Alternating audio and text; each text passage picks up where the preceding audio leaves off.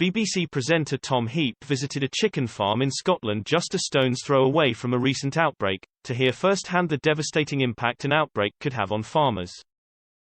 Tom told Countryfile viewers, last winter and spring this year, more than 100 wild geese were found dead after a suspected bird flu outbreak at the Loch Leven National Nature Reserve, north of Edinburgh.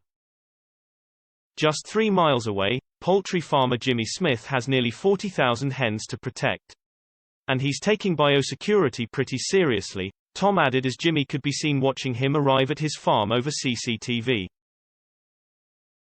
As Tom approached the heavily guarded farm, he said to the camera, "Well, the gates and signs make it pretty clear."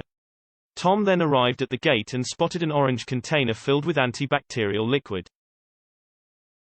"Hi Jimmy, I can see what I have to do here," he said as he dipped his shoes into the liquid. Tom then asked Jimmy, "So the biosecurity matters for people as well as birds flying over?" "Very much," Jimmy said as the pair made their way inside the grounds. "It's anything to control bird flu that can come in through transmission. It's a restricted site and only the people who are collecting the hens or delivering the feed are allowed in, along with the vets and the nutritionist." Tom probed, "So I guess, I could have walked somewhere where a wild bird has pooped and that's the thing?" "Absolutely," Jimmy confirmed. "And that's the idea about doing the feet dip is that you're dealing with the contamination on the boots."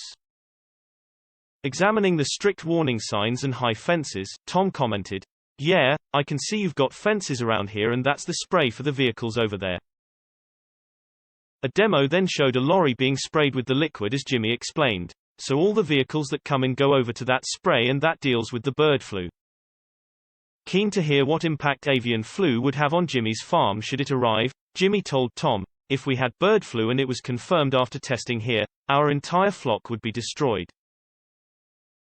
In monetary terms, probably just under £200,000, Jimmy said, prompting a surprised reaction from Tom.